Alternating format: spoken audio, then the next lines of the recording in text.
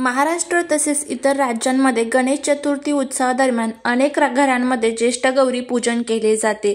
2024 मध्ये 10 सप्टेंबर रोजी गौरी आवाहन आहे आणि 11 सप्टेंबर रोजी गौरी पूजन आणि 12 सप्टेंबर रोजी गौरी विसर्जन आहे।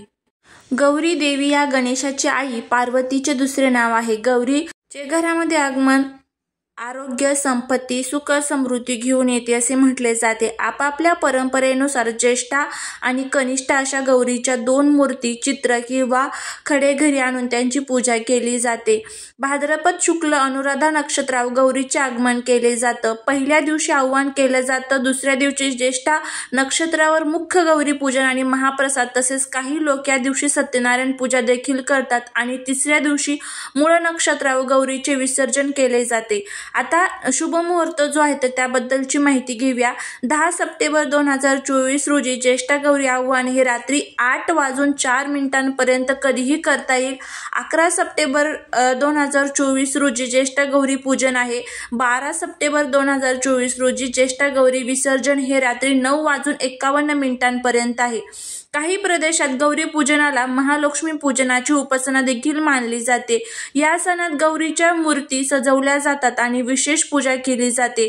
महाप्रसादात आपल्या परंपरेनुसार अनेक पदार्थांचा नैवेद्य केला जातो। सुवासिनींना हळदी कुंकू समारंभासाठी बोलवलं जातं।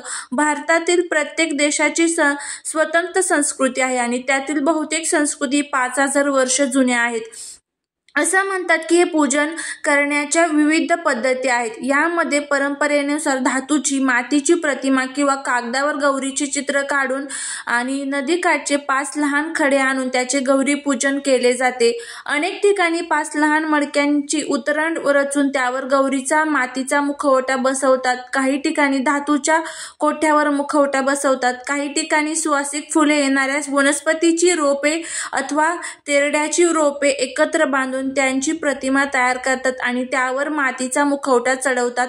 रूढीप्रमाणे मूर्तीला साडी नेसून अलंकारांना सजवतात। गौरी सजवल्यानंतर शुभ मुहूर्तात गौरी बसवतात। गौरीला घरात आणताना रांगोळी 8 पावले काढतात। थाटामाटात घरात आणतात। प्रत्येक पावलावर गौरीला थांबवून आत आणून आसनावर विराजमान करतात।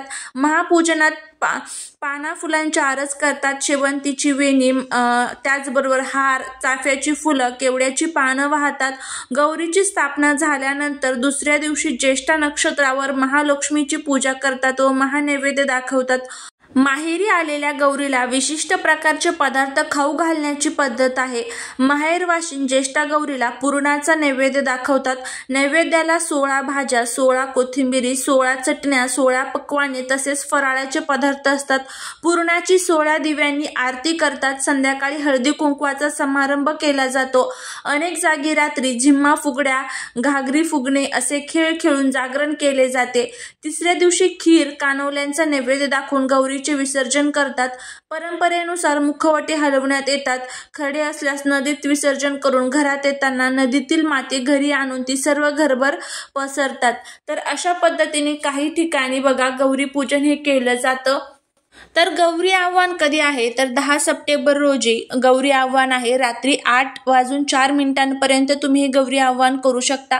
तर या दिवशी तुम्हाला काय करायचं आहे बघा, एका ताटामध्ये तुम्हाला गहू ठेवायचे आहे। त्यावरती तुम्हाला ज्या गौरीच्या मुखवटे असतात बघा, 2 मुखवटे असतात तर ते ठेवायचे आहे। मध्ये गणपती बाप्पांची मूर्ती ठेवायची आहे। गौरीला सजवायचं आहे। मग नथ वगैरे, तिचे मंगळसूत्र वगैरे सर्व तुम्हाला तिला सजवून तिला हळदी कुंकू अक्षदा वाहून त्यानंतर उंबरठ्यावरती माप ठेवायचं आहे आणि गौरीला तुम्हाला घरामध्ये आगमन करत असताना जो समोरचा व्यक्ती गौरीचं आव्हान करत आहे तर त्याने काय करायचं आहे, एका ताटामध्ये तुम्हाला कुंकवाचं पाणी तयार करून घ्यायचं आहे आणि तुम्हाला हाताची जी छापी आहे तर ती त्या कुंकवाच्या पाण्यामध्ये बुडवून प्रत्येक पावलांवरती तुम्हाला ही छापे जमिनीवरती ठेवायचे आहेत आणि प्रत्येक ठिकाणी जिथे तुम्ही छापा ठेवलेला आहे तिथे गौरीला तुम्हाला ठेवायचं आहे, मागच्या जी स्त्री आहे तिने। आणि त्यानंतर घरामध्ये कोण आलं, गौरी आल्या कशाच्या पावलाने आल्या, सोन्याच्या पावलाने आल्या, कशाच्या पावलाने आल्या, सुख समृद्धीच्या पावलाने आल्या, कशाच्या पावलाने आल्या,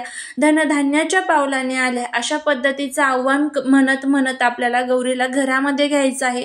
त्यानंतर गौरीला तुम्हाला एका जागेवरती ठेवायचं आहे। तिथे गौरीला तुम्हाला गंध, फुलं, अक्षदा व्हायच्या आहेत। घरामध्ये ज्या सुवासीन आहेत तर त्यांना हळदी कुंकू लावून त्यांना साखर नैवेद्यामध्ये द्यायची आहे आणि त्याच्यानंतर तुम्हाला गौरीला नैवेद्य दाखवायचा आहे। नैवेद्यामध्ये मेथीची भाजी आणि भाकरीचा नैवेद्य दाखवायचा आहे आणि त्याच्यानंतर तुम्हाला गौरी ह्या 11 तारखेला तुम्हाला गौरीचं पूजन करायचं आहे। त्या पूजनामध्ये महानैवेद्य तुम्ही दाखवू शकता। महानैवेद्य सर्व प्रकारचे 16 पदार्थ असतात, त्यामध्ये फराळ असेल, पुरणाच्या पोळ्या असतील, वेगवेगळे जे महानैवेद्य असतात तर ते सर्व नैवेद्य तुम्हाला 11 तारखेला गौरीला दाखवायचे आहेत आणि त्याच्यानंतर 12 तारखेला तुम्हाला गौरीचं विसर्जन करायचं आहे। विसर्जन करत असताना तुम्हाला रात्री 10 वाजेपर्यंत तुम्ही हे विसर्जन 12 तारखेला करू शकता। तर अशा पद्धतीने हे गौरीचं आव्हान, पूजन आणि त्याचबरोबर विसर्जन आपल्याला करायचं आहे। तर अशा पद्धतीने तुम्ही जर गौरीचं पूजन केलं तर नक्कीच तुम्हाला त्याचा फायदा होईल। चाललेली सेवा ही महाराजांच्या चरणी रुजू करते। व्हिडिओ जर आवडला तर लाईक, शेअर आणि सबस्क्राईब करा। श्री स्वामी समर्थ।